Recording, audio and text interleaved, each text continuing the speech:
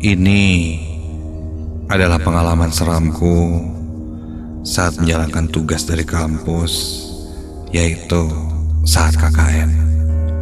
Sebuah pengalaman menyeramkan yang tidak pernah aku lupakan dan menjadi mimpi burukku setiap malam.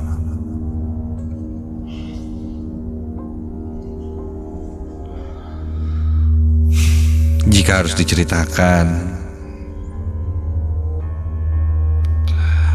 jujur, setelah ini pasti aku tidak akan bisa tidur, karena akan kembali mengingatnya terus-menerus. Namun entahlah, saat itu aku seakan tidak berani untuk menceritakannya.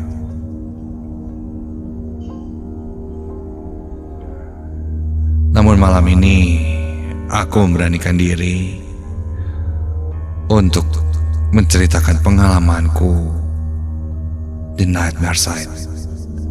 Dan mungkin setelah kamu mendengar ceritaku ini, kamu akan lebih waspada ketika berada dimanapun.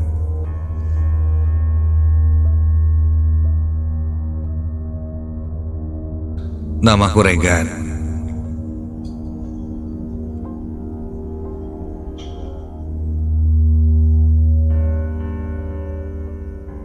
Saat itu aku masih seorang mahasiswa di salah satu universitas negeri yang ada di kota Bandung. Tahun lalu aku melakukan kegiatan KKN di sebuah desa yang cukup jauh dari tempat kuliahku.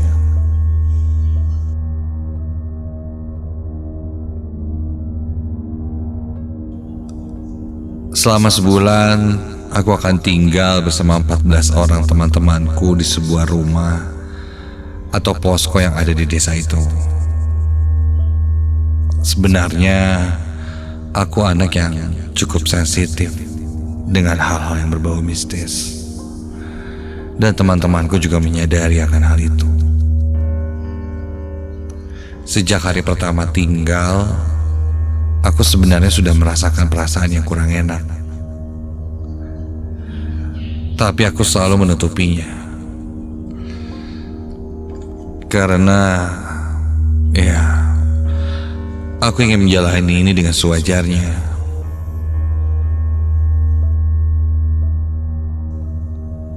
Lokasi kami selama KKN ini cukup jauh dari perkotaan.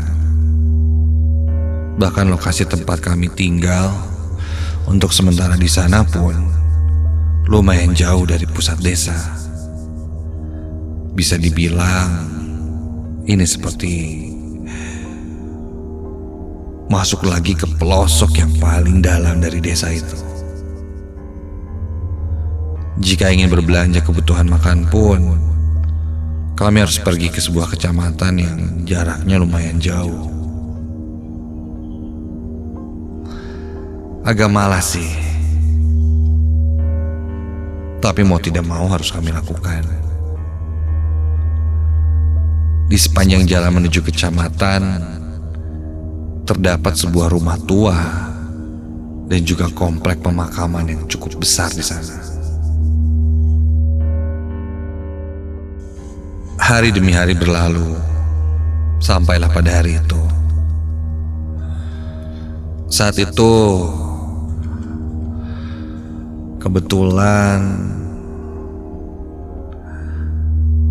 aku sedang mengikuti turnamen game online yang sebelum kegiatan KKN ini dimulai, rangkaiannya sudah berjalan. Dan malam itu adalah babak penentuan juara. Mau tidak mau aku harus ikut. Namun karena ini di desa, koneksi internetnya sangat susah sekali didapat. Sinyalnya lumayan jelek. Akhirnya aku memutuskan untuk menggunakan fasilitas wifi yang ada di dekat kantor kecamatan.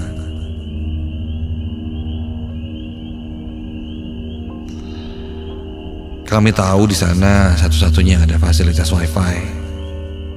Karena di hari pertama saat melakukan KKN, kami pun sudah sering bolak-balik ke sana dan memakai fasilitas wifi untuk mengerjakan tugas, laporan atau berkirim email. Saat itu aku meminta temanku Wahyu untuk menemaniku pergi ke sana. Sekitar jam 7 malam, kami pun berangkat.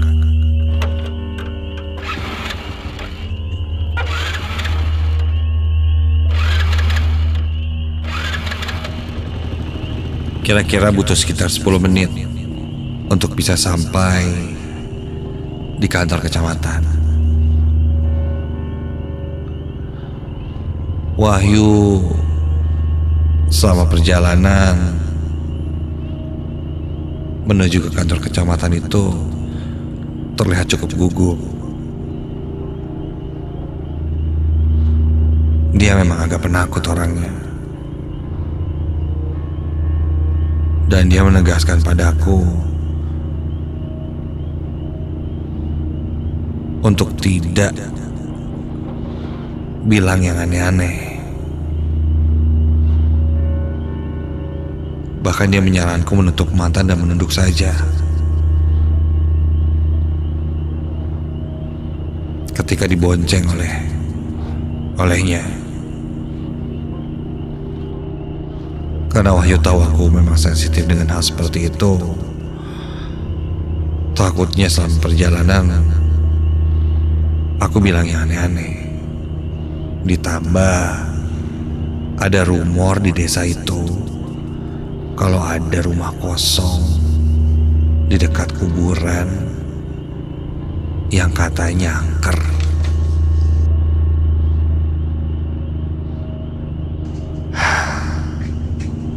Ya karena Wahyu akan menemaniku, aku pun setuju. Dan aku juga tidak mau bertemu dengan yang seperti itu. Selama perjalanan aku berusaha untuk tidak berpikiran aneh-aneh, mencoba fokus pada pertandingan yang akan kuikuti. Sesekali kulihat jalanan di depan cukup gelap dan sudah pasti sepi. Desa pelosok, jarang dijamah orang, tanpa penerangan jalan. Bisa kamu bayangkan, jalan yang tidak terlalu rapi karena belum semua diaspal, masih bebatuan, penerangan yang hanya seadanya, bahkan hampir tidak ada. Hanya dari lampu motor saja yang akhirnya menerangi jalan. Sampai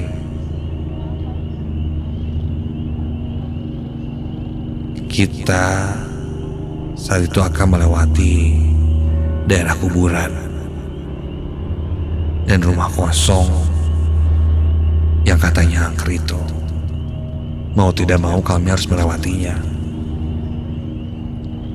karena jalan menuju kantor kecamatan hanya satu-satunya lewat jalan itu. Belum saja melewati kuburan dan rumah kosong itu, dari kejauhan aku seperti melihat ada sesuatu yang bergerak dan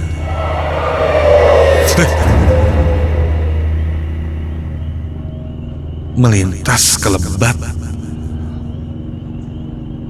melayang, sesuatu yang berwarna putih, sangat cepat. Begitu melihat itu, aku langsung menundukkan kepalaku.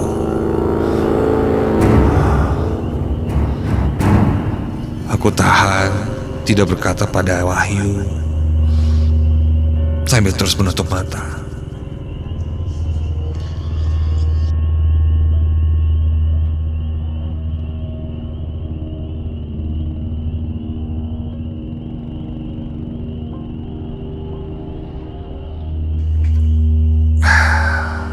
Singkat cerita, kami pun sampai.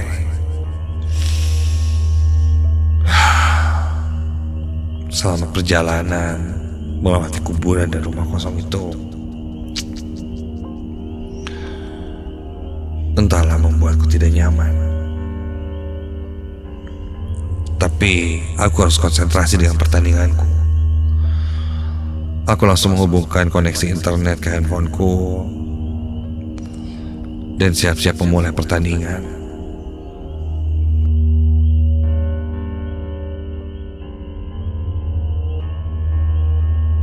Waktu pun berlalu. Saat itu mungkin memang bukan rezekiku untuk menang. Ya, aku kalah.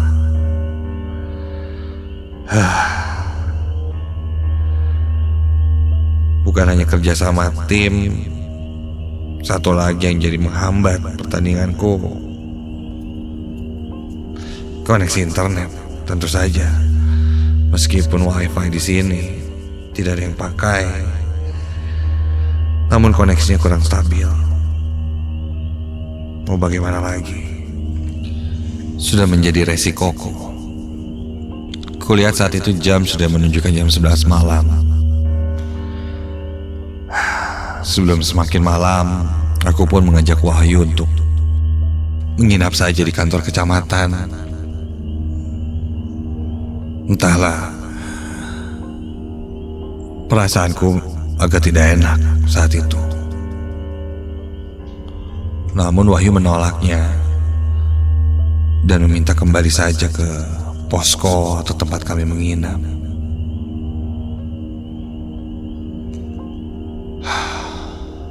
Aku sempat bilang bahwa ini sudah terlalu malam.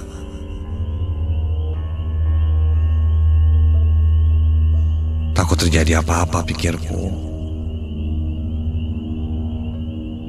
Lebih baik menginap di kantor kecamatan yang sudah jelas-jelas aman.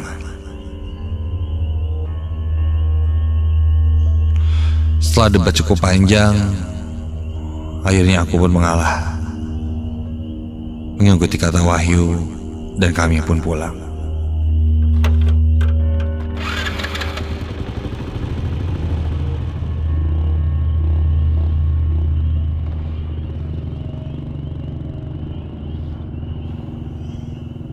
Di perjalanan pulang, aku sudah mulai merasa tidak enak hati. Ditambah aku merasa udara malam itu semakin lama semakin dingin, hingga terasa menusuk sampai ke tulang. Dan entah kenapa tiba-tiba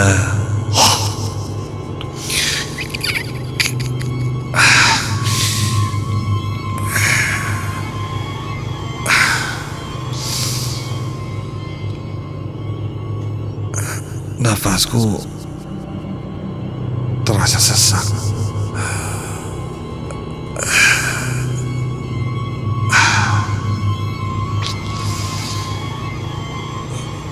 Ya, tiba-tiba nafasku terasa sesak. Seluruh tubuhku terasa sangat dingin. Telapak tanganku pun seakan mati rasa. Sampai aku sadar itu terjadi ketika kami melewati rumah kosong itu.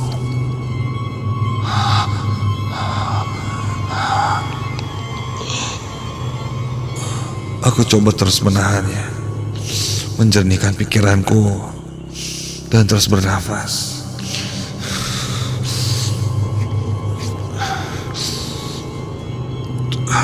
Mataku ingin terpejam, namun ada yang memaksaku untuk membuka mataku. Sampai akhirnya ketika ku buka mataku,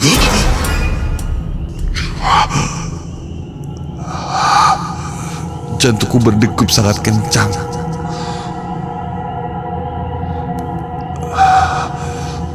Ketika kami melewati area pemakaman yang banyak kuburan, di situ pun aku melihat sekeliling kami, kiri dan kanan, banyak bermunculan sosok yang terbungkus dengan kain kafan yang sudah lusuh. Bahkan beberapa di antaranya nampak seperti berdarah yang sudah kering, hingga tercium bau yang sangat busuk, seperti bau bangka yang sangat menyengat. Iya, di area kuburan itu kulihat banyak sekali pocong. Refleks aku pun langsung menundukkan kepalaku, memegang Wahyu dengan erat, sambil menyuruhnya agar cepat-cepat sampai ke rumah. Wahyu yang sadar akan hal itu langsung menancap gas sangat kencang, sampai akhirnya kami pun sampai di posko tempat tinggal kami.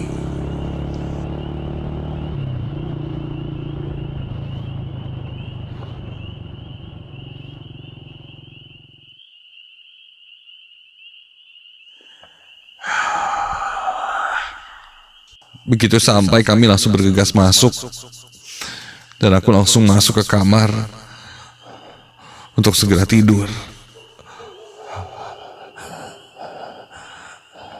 Kupejamkan mata, sosok pocong yang kulihat di area kuburan itu masih terlihat sangat jelas di pikiranku, terus terbayang.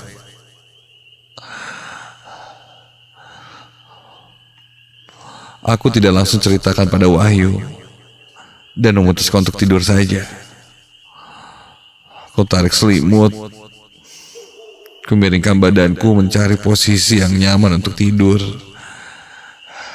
Dalam hati terus berdoa,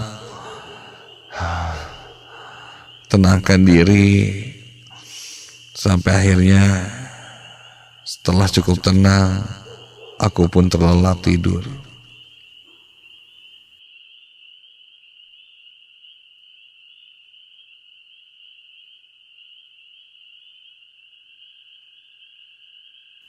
Entah sudah berapa lama aku tertidur, tiba-tiba saja aku terbangun karena aku mendengar ada suara benda jatuh.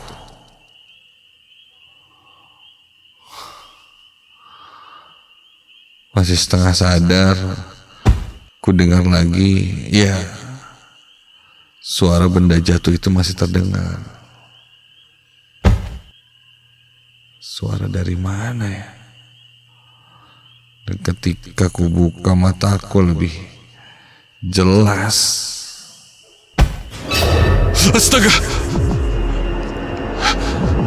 Kulihat tepat di hadapanku berdiri satu sosok pocong.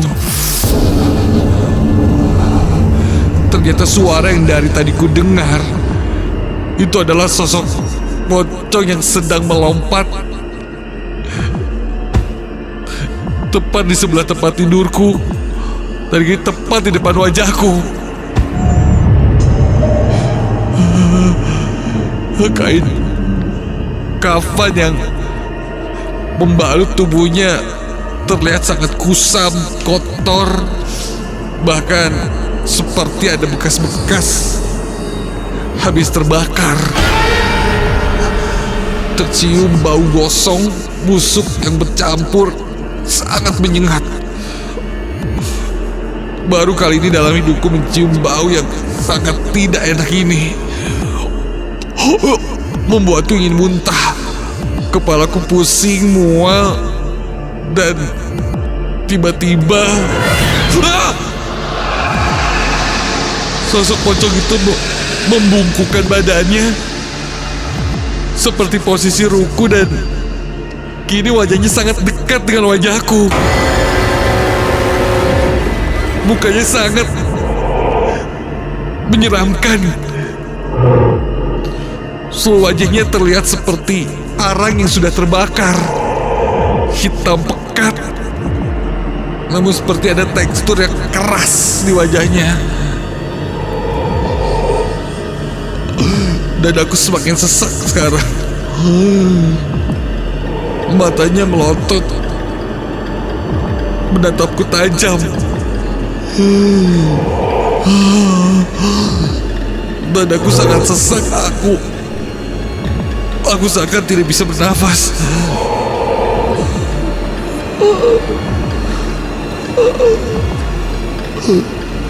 Aku ingin sekali berteriak.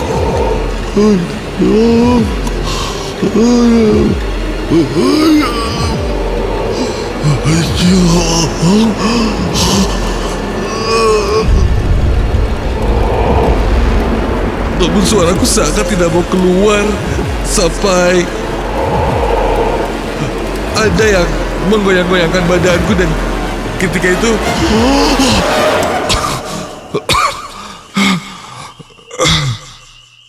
aku pun langsung tersadar.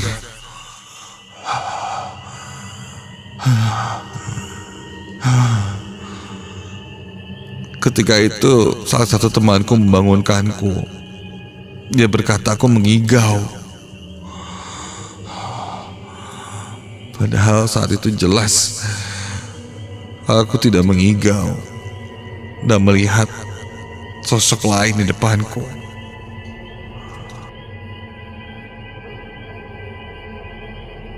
Teman-temanku yang penasaran akhirnya bertanya apa yang terjadi.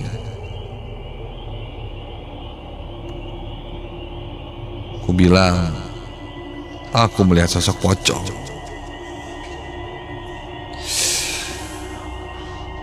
yang mengikuti kami dari area kuburan.